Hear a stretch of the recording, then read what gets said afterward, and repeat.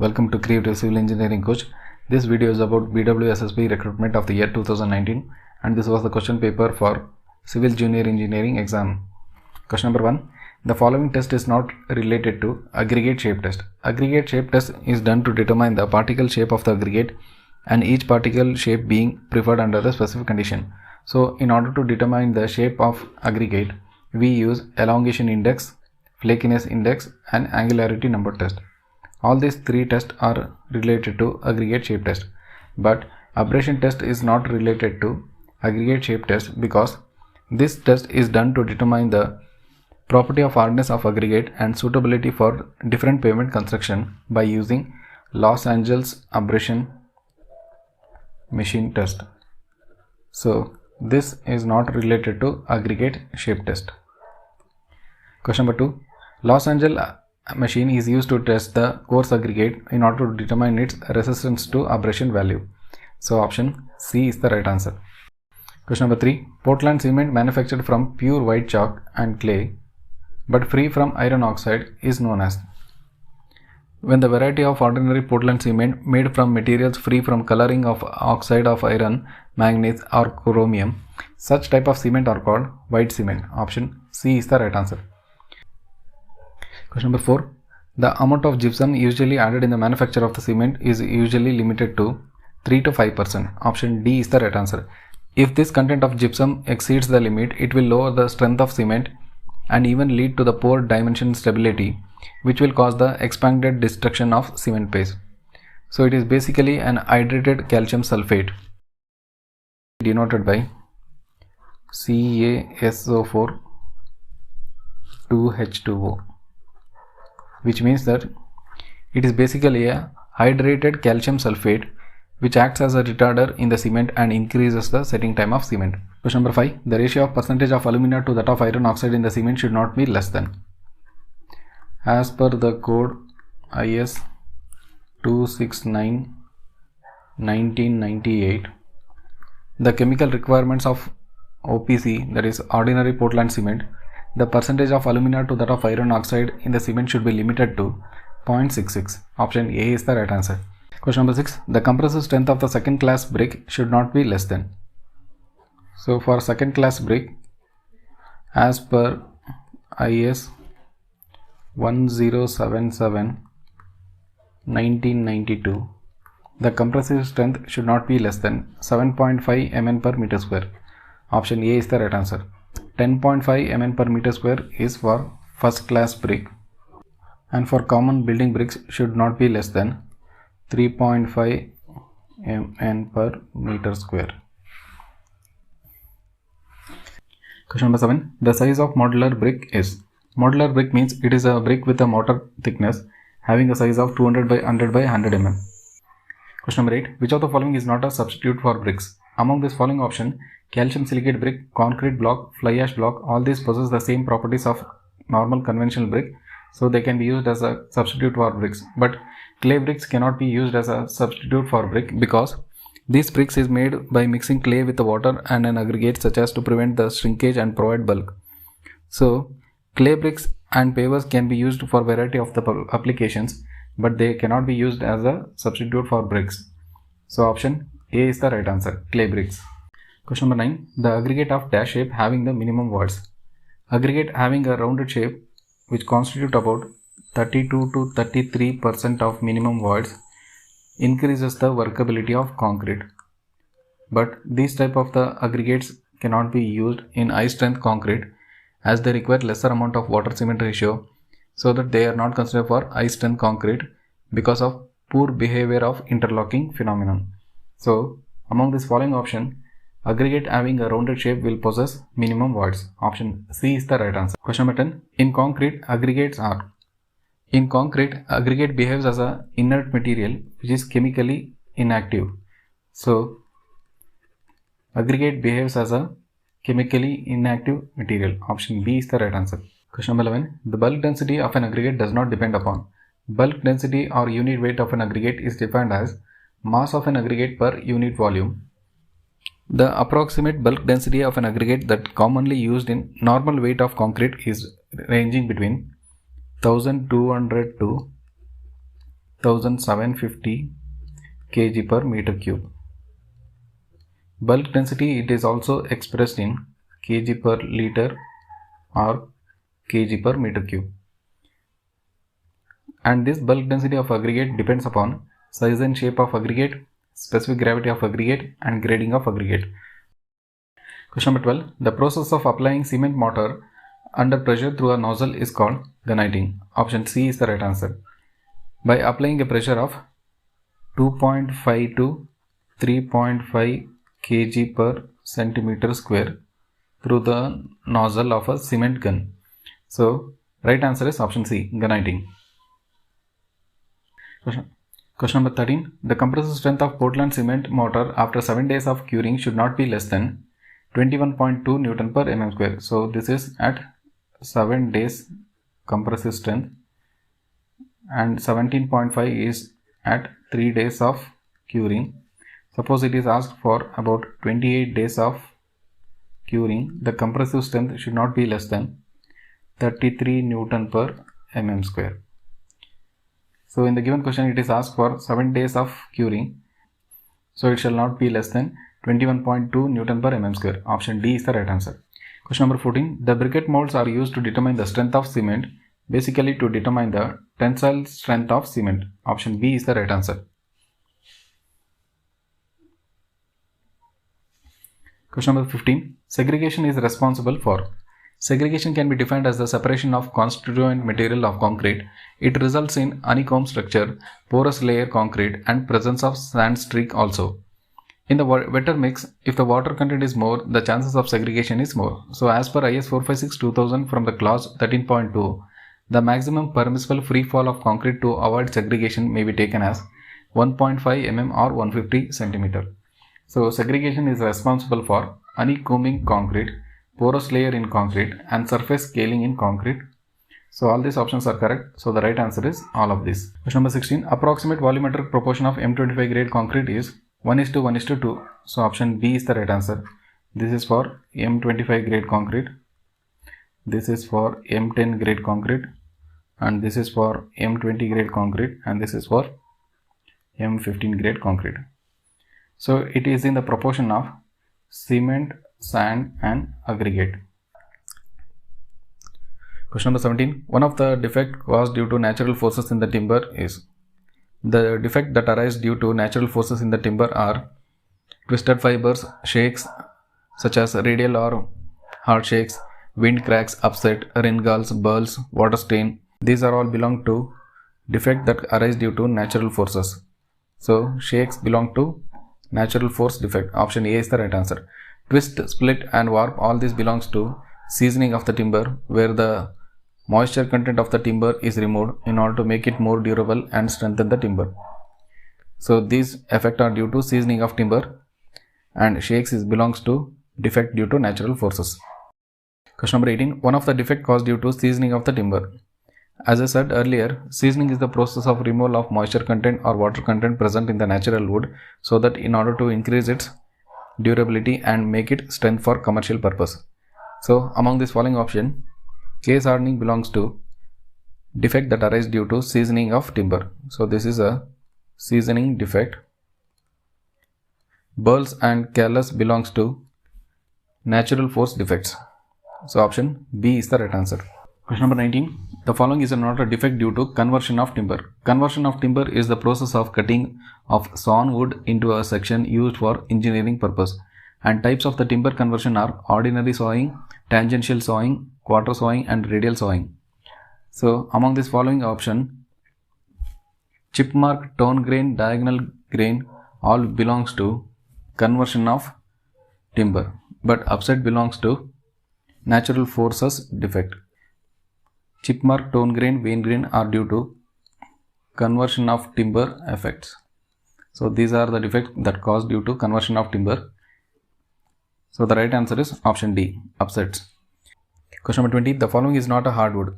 Hardwood are obtained from the tropical deciduous trees, and these woods are heavy in weight, hard, strong, and non-resinous. So the example for hardwood are oak, sal, teak, babul, and mahogany. So these belong to hardwood. Deodar belong to softwood because these type of the woods are from coniferous trees, and the example for this type of coniferous trees are fir, deodar, pine and spruce. So these belong to softwood. So among the following option, deodar is not a hardwood which is softwood. So the right answer is option D, deodar. Question number 21. Dash is a type which is connected at its upper end to the inlet of the pump.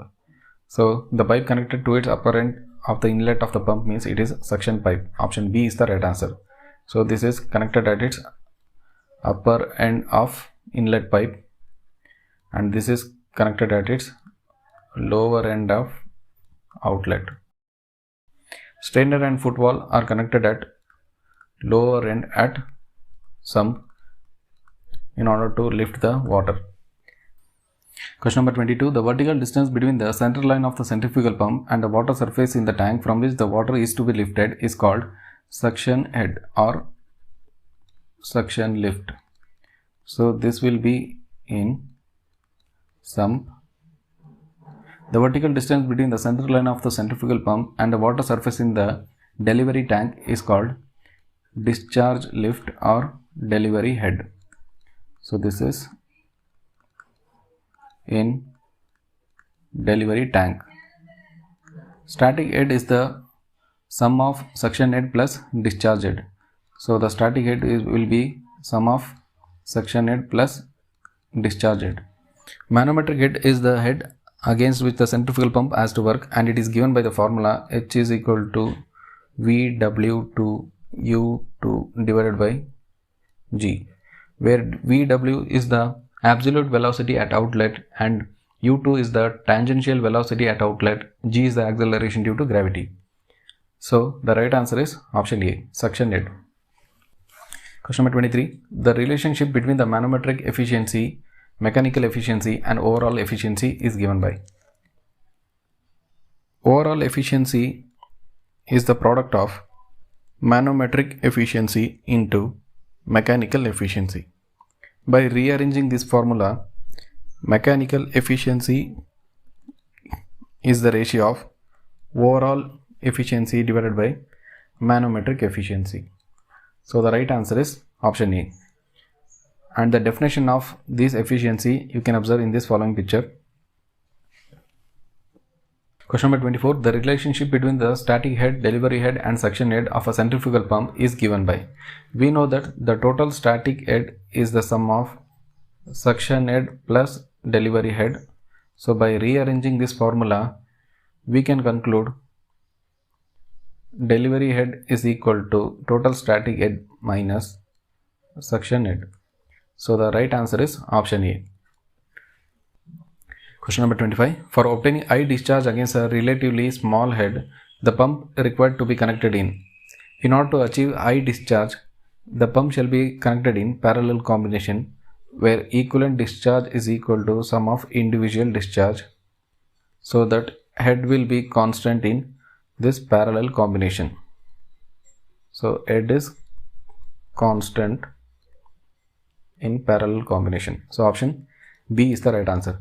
Suppose for obtaining a high head in series combination, so in series combination equivalent head is given by the sum of individual head and discharge is constant in series combination. Question number 26. Pump which can be operated at low speed only are. So when the pump is to be operated at low speed means it is a type of reciprocating pump. It is a positive displacement pump where a certain volume of the liquid is collected in an enclosed valve and it is discharged using pressure to the required application. So it runs at very low speed. These type of the pumps are used for small discharge and high heads running at very low speed. So option A is the right answer, reciprocating pump. Question number 27. Maintenance cost is low in. Maintenance cost will be low in centrifugal type of pump because discharge is continuous and smooth. So option B is the right answer. Question number 28. The type of the pump in which the energy of a large quantity of water falling through a small height is utilized to lift a small quantity of water to a greater height is Hydraulic ram. Option D is the right answer. Hydraulic ram is a type of pump which raises the water without using any external power. The working principle of hydraulic ram is based on water hammer effect. So the right answer is option D. Question number 29. The theoretical discharge for single acting reciprocating pump running at a speed of 50 revolution per minute and having its diameter 200 mm and stroke length of 400 mm is. We know that theoretical discharge for single acting reciprocating pump is given by the formula ALN divided by 60, where A is the area of the single acting reciprocating pump, which is given by the formula A is equal to pi d square by 4. L is the length of the stroke, which is given as 400 mm. N is the speed of the reciprocating pump, which is given as 50 rpm. A is equal to pi into 0.2 square divided by 4. L is the length of stroke, so 0.4. N is the speed of the reciprocating pump, 50 revolution per minute, divided by 60. On calculating this, the theoretical discharge of single acting reciprocating pump will be 0.01047 meter cube per second. So the right answer is option A.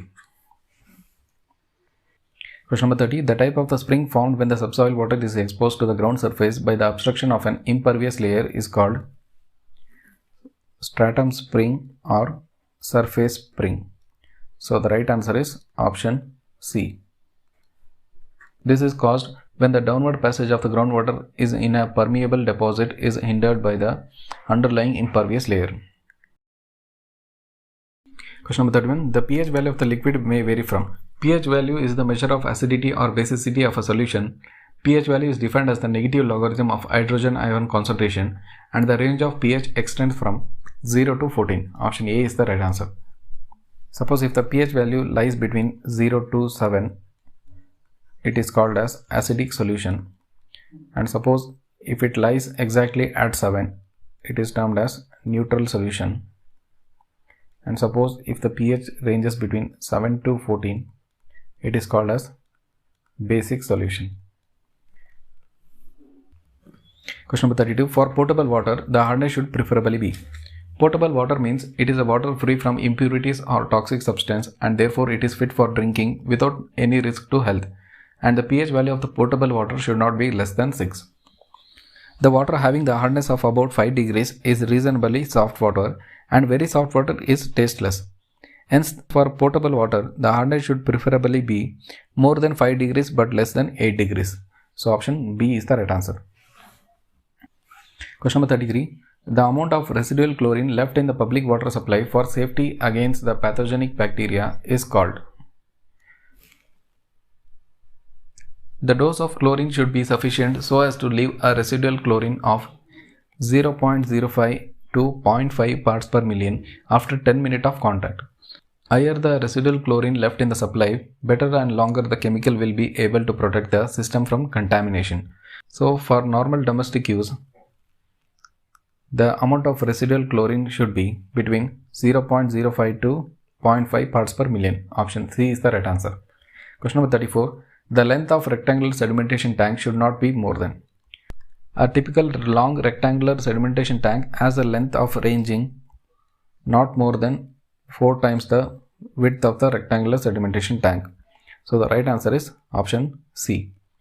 Its height should be around 3.5 to 4 meter and depth should be 0.8 to 1.2 meter, and freeboard for a rectangular sedimentation tank will be around 0.5 meter.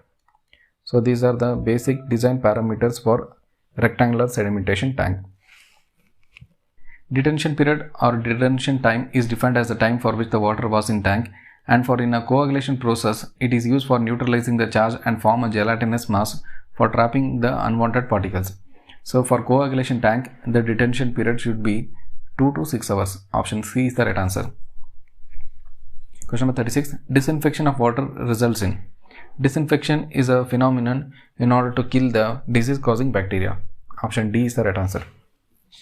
Question number 37. The suitable layout of water distribution system for a city with roads of rectangular pattern is grid iron system. Option A is the right answer. Question number 38. The type of the wall which is provided to control the flow of water in the distribution system at street corners and where the pipeline intersects is called sluice wall. Option B is the right answer. It is also called as gate wall. Check valves are used for limiting the flow of water. Safety valve is also called as relief valve, which is used to release the excessive pressure. Score valve is used to drain off the water for inspection purpose. So among this following option, the type of the valve which is provided for controlling the flow of water means it is sluice valve. Option B is the right answer. Question number 39. Chlorine demand of water is equal to applied chlorine minus residual chlorine. So it is the difference between the applied and residual chlorine. Option D is the right answer. Question number 40. The various treatment processes in the water treatment plant are listed below. The correct sequence of process in the water treatment is. So the correct sequence of process in water treatment is coagulation, flocculation, sedimentation, filtration and chlorination. So it is 4, 5, 3, 1, 2. Question number 41. Color of water is expressed in number of. Color of water is due to suspended and dissolved matter in the water. Measurement of color is done by true color unit. One true color unit is equal to color produced by 1 mg per liter of platinum in the form of chloroplurinate ions measured by platinum cobalt scale. So the right answer is option C. And the acceptable limit of color is 1 true color unit, and the rejection will be if it is more than 25 true color unit. Question number 42. Which one of the following is not a coagulating agent? Among this following option, aluminum sulfate, chlorinated sulfate, sodium aluminate, all this belongs to coagulating agent. Coagulating agent means it is rich in highly coagulating power with trivalent aqua metallic cationic chemical substance. Chemical used to destabilize the colloidal substance are known as coagulants. But copper sulfate does not possess the properties of coagulating agent. So the right answer is option D. Copper sulfate is not a coagulating agent. Question number 43. Chlorinated copper ash is. Chlorinated copper ash is used in the treatment of sewage. It is a mixture of ferric sulfate and ferric chloride. Option D is the right answer. Question number 44. A sewer which receives the discharge from a number of independent houses is called lateral sewer. Option D is the right answer. It indicates the first stage of sewage collection system. Question number 45. Laying of sewer is usually done with the help of. Side rail and boning rod. Option B is the right answer. Side rails is an horizontal member of the crosshead, that is the timber beam nailed to the post. It is referred as a side rail. Boning rod means it is usually made up of two pieces timber in the form of T-shape. It is a pole upright having a horizontal board at its top forming a T-shaped rod. So this is the representation of laying of sewers. These T-shaped members are called as boning rods, which is used for excavation of trenches also. Question number 46. A manhole is generally classified as deep manhole if its depth is more than. Based on the depth factor, manhole is classified as shallow, medium and deep manholes. Suppose if its depth is between 0.7 to 0.9 meter, such type of manholes are called as shallow manholes. And suppose if the depth is between 0.9 to 1.5 meter, such type of manhole are called as medium manholes. And suppose if the depth is greater than 1.5 meter, such type of manhole are called as deep manholes. So the right answer is option C. Question number 47. Cleanout helps in. Sewer cleanout is an integral part of home plumbing system and waste disposal system. It is a pipe with a cap that provides the access to the sewer line so that the blockages can be removed. And these type of cleanouts are provided along the direction of lateral sewer. So these cleanouts helps in inspecting the sewer and cleaning the sewer. So the main purpose will be cleaning the sewer. Option B is the right answer. Question number 48. Extinguishing of the flame of minor safety lamp within 5 minutes when held at the level of sewage in the manhole indicates in the sewer that the presence of carbon dioxide gas. Option C is the right answer. It is particularly asked for within 5 minutes. Here we can also found the presence of methane gas by using the extinguishing of flame. But in the question it is asked within 5 minutes means it is usually used to detect the presence of carbon dioxide gas. So option C will be the right answer. Question number 49. The pump which permits the sewage solid to pass out with the liquid sewage without clogging the pump means it is a type of centrifugal pump. Option A is the right answer. Question number 50. Well organized sewage will contain nitrogen largely in the form of nitrates. Option A is the right answer. Presence of nitrogen in the form of nitrate in the water is not harmful and it indicates complete decomposition of organic matter. Question number 51. BOD5 represents 5-day biochemical oxygen demand at the temperature of. To determine the standard 5-day BOD in the laboratory, a known volume of the sewage sample is mixed with a known volume of aerated pure water. The dissolved oxygen of the diluted sample is then determined. So this diluted sample is then incubated for 5 days at 20 degrees Celsius. So standard BOD is measured at 5 days at 20 degrees Celsius and BOD at 5 days is calculated by the formula initial minus final DO content or dissolved oxygen content into dilution factor.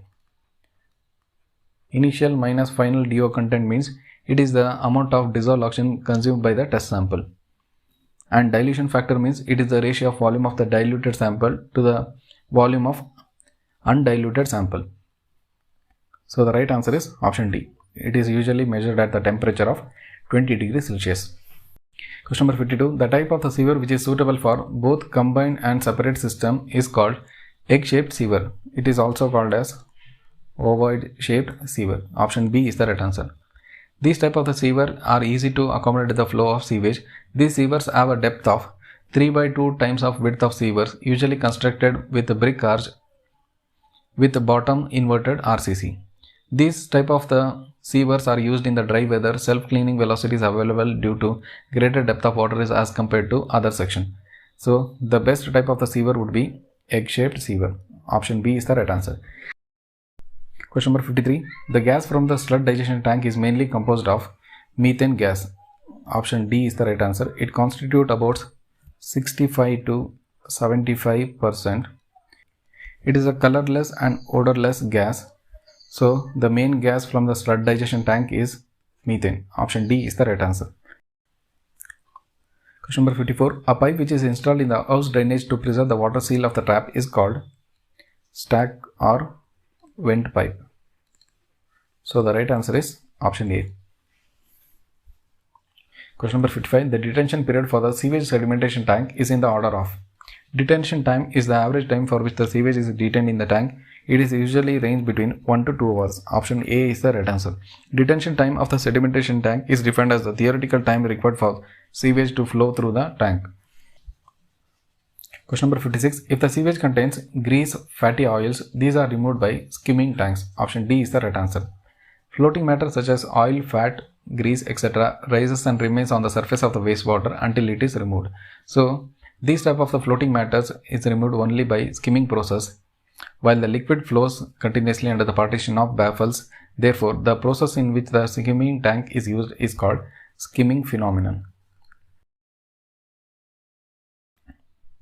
Question number 57. The maximum efficiency of BOD removal is achieved in oxidation ditch. Oxidation ditch is a modified activated sludge biological treatment process that utilizes long solid retention time to remove the biodegradable organisms with higher efficiency constitute about 98% of removal. Oxidation pond constitutes about 90%. Aerated lagoon constitutes about 65 to 90%. Trickling filter constitutes about 75%. So among these given options, the maximum efficiency of BOD removal is achieved by oxidation ditch. Option B is the right answer. Question number 58. The equipment used to remove the papers and rags from sewage are called as cloths. Option C is the right answer. It is mainly used for the purpose of gripping and clamping so that the papers and rags from the sewage can be easily removed. So the right answer is option C. Question number 59. The secondary treatment of the sewage is carried out by the use of Trickling filters. Option C is the right answer. Trickling filter is an aerobic attached growth system. This filter consists of 2 meter to 3 meter deep circular bed of packed granular stone or gravel about 50 to 70 mm in size. So, trickling filter belongs to secondary treatment of sewage. Option C is the right answer. Question number 60. Activated sludge is the. Activated sludge is a thick, soft substance used for removing the pollutants from wastewater by biological reaction that involves oxygen. So, it is a sludge in the secondary tank after aeration and rich in microbial mass. Option C is the right answer. Question number 61. The strength of the material below which not more than 5% of the test results are expected to fall is known as characteristic compressive strength. Option A is the right answer. Characteristic compressive strength of concrete is defined as the compressive strength of 15 cm cube at 28 days in Newton per mm square, below which not more than 5% of the test results are expected to fall. So, cubes are usually tested at 28 days so that its test result shall not fail about 5%. So, as per IS 456, the mean target strength is equal to characteristic compressive strength plus 1.65 times of standard deviation depending upon the quality control. So, the right answer is option A, compressive strength. Question number 62. Modular ratio M as the value of. Modular ratio is defined as the ratio of 280 by 3 into permissible stress in bending compression. So, option C is the right answer. This is in terms of working stress method. Suppose if it is asked in terms of limit state method, the modular ratio is the ratio of Young's modulus of steel divided by Young's modulus of concrete. So, the right answer is option C. It is in terms of working stress method. Number 63. In a beam section, if permissible stress in the steel is developed earlier than the concrete, the section is termed as under reinforced section. Option A is the right answer. Question number 64. Pedestal is a compression member. The ratio of its effective length and least lateral dimension shall not exceed. So, for a pedestal as a compression member, its ratio of effective length divided by least lateral dimension shall not be greater than 3. So, this is for pedestal acting as a compression member. Suppose if the ratio of effective length divided by least lateral dimension is greater than 3, such type of compression members are called as columns. So, the right answer is option A. It shall not be greater than 3. Question number 65. Minimum thickness of load bearing RCC wall should be. Wall constructed to support above the slab or other building elements to transfer the load all the way to foundation or other suitable frame members are called as load bearing walls, and its minimum thickness should be 100 mm. Option B is the right answer. And the permissible slenderness ratio for load bearing walls shall be equal to 27, and for non load bearing walls the permissible slenderness ratio shall be limited to 30. So, the right answer is option B. Its minimum thickness will be 100 mm. Question number 66. The slab is designed as one way if the ratio of longer span to shorter span is. We know that for a one-way slab, the ratio of longer span to shorter span is greater than 2. So, the right answer is option D. One-way slab is a type of slab spanning in only one direction, that is along longer direction. So, in this type of a slab, there will be no support on the edges of shorter edges. Question number 67. The minimum eccentricity for design of column as per IS 456-2000 is. So, according to IS 456 from the clause 25.4, the minimum eccentricity shall be L by 500 plus D by 30, or in no case it shall not be less than 20 mm. So, the right answer is option B, L by 500 plus D by 30. Number 68. The thickness of the footing at the edge of footing shall not be less than. It shall not be less than 150 mm. This is for plain and RCC type of footing. Suppose if it is asked for piles on footing, it shall not be less than 300 mm. So, the right answer is option B. Question number 69. The minimum percentage of main bars in the slab as per IS 456-2000 for HYSD bars is 0.12%. So, this is for HYSD bars and this is for mild steel bars. So, the right answer is option C.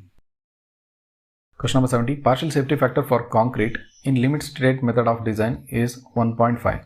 So, this is for concrete factor of safety and 1.15 is for steel factor of safety. Higher factor of safety is required for concrete owing to uncertainty in preparation, transportation and placement in concrete. So the right answer is option B. Concrete factor of safety is 1.5. Question number 71. Area of the stress block is given by. In the following picture you can observe the area of the stress block. So it is 0.36 FCK XU. Option C is the right answer. Extend. Question number 72. As per IS code, at least dash percentage of the tension reinforcement provided at the midspan should extend to the support. So it is at least of 50%. So the right answer is option D. Question number 73. The distance of centroid of a semicircle of radius r from its base is. So the right answer is option C. Question number 74. The moment diagram for a cantilever beam whose free end is subjected to bending moment will be. So let's draw a cantilever beam subjected to moment at its free end. So its bending moment diagram will be in rectangular shape.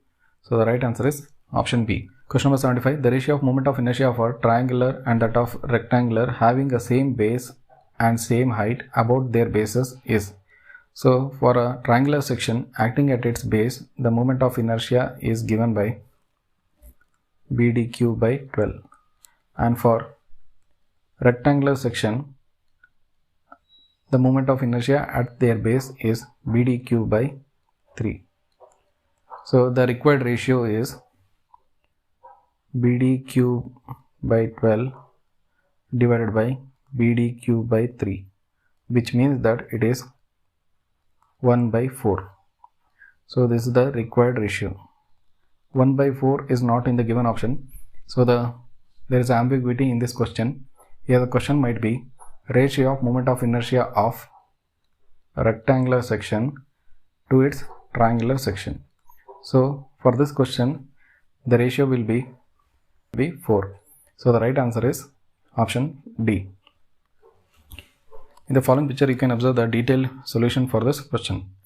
Question number 76. The maximum value of the Poisson ratio for an elastic material is 0.5. Option B is the right answer. Poisson ratio is defined as the ratio of lateral strain to longitudinal strain, and its maximum value shall be limited to 0.5 for perfectly elastic material. So option B is the right answer. Question number 77. Bulk modulus is the ratio of. Bulk modulus is defined as volumetric stress over volumetric strain, and it is inverse of compressibility. So the right answer is option B, stress and volumetric strain. It is usually denoted by the symbol K or letter K, and it is expressed as change in pressure divided by change in volume, and its unit is Newton per meter square or Pascal. Question number 78. A cantilever beam of a span L subjected to UDL load throughout, the maximum deflection occurs at. So let's draw a cantilever beam subjected to UDL load throughout the span of intensity W kN per meter. So this is a cantilever beam AB of a span length L subjected to UDL load throughout. So its corresponding maximum deflection occurs at free end of a cantilever beam. So this is maximum deflection of intensity WL to the power of 4 divided by 8 EI. So the right answer is option B. It occurs at the free end of a cantilever beam.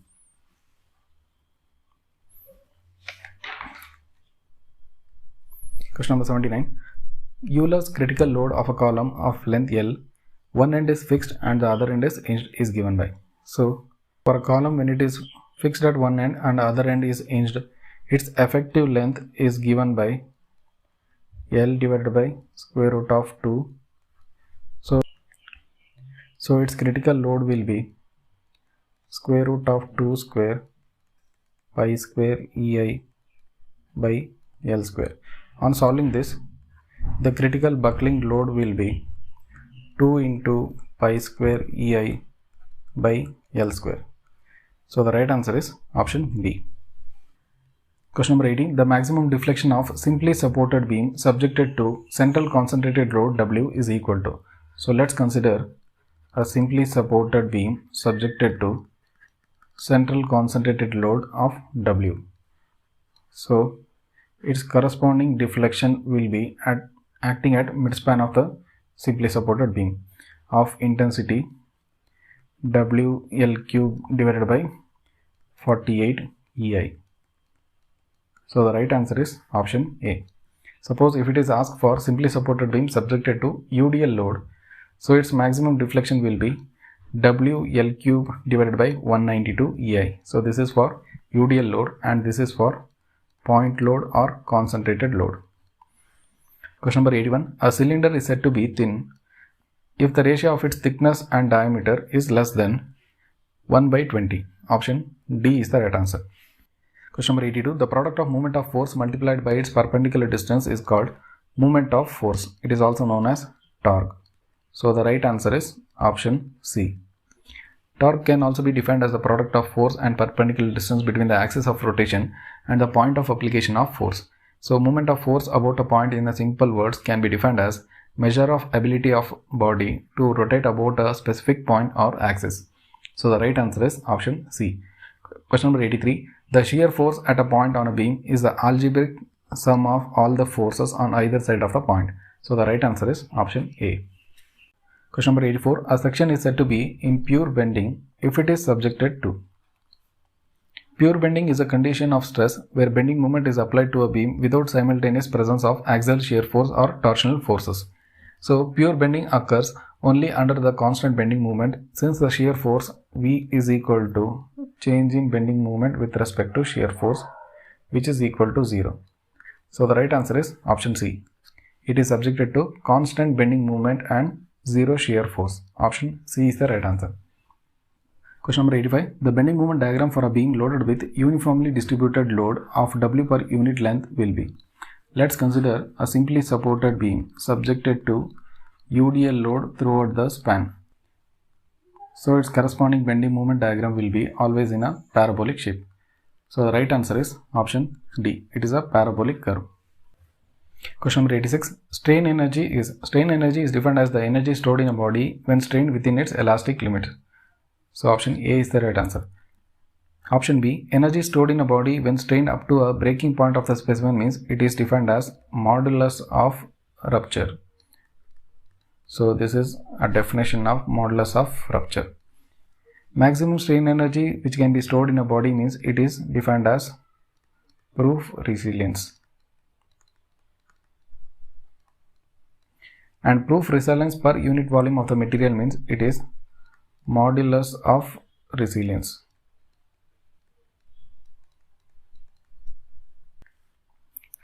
Question number 87. The capacity of strain body for doing work on the removal of straining force is called strain energy. Option A is the right answer. Strain energy is denoted by symbol U is equal to half times of stress into strain, which is equal to sigma square by 2 times of modulus of elasticity into volume. Strain energy is defined as the energy which is absorbed by the body due to straining effect and it is known as strain energy. So the right answer is option A.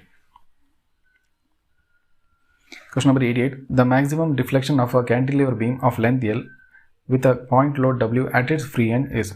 So let's consider a cantilever beam with a point load at its free end.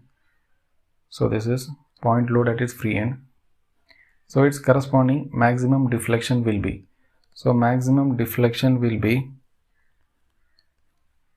WL cube divided by 3 EI. So the right answer is option A. Question number 89. The necessary condition of equilibrium of the body is. So algebraic sum of the horizontal component of all the forces must be equal to 0, which means that it is summation of horizontal forces should be equal to 0. This is a true statement. Algebraic sum of vertical component of all the forces must be equal to 0, which means that it is sum of vertical forces along y direction should be equal to 0. This is also a true statement. Algebraic sum of moments of all the forces about a point must be equal to 0. So summation of all the moments about a point should be equal to 0. This is also true. So all these options are correct. So the right answer is all of this, option D. Question number 90. Polar moment of inertia of a circular section is given by.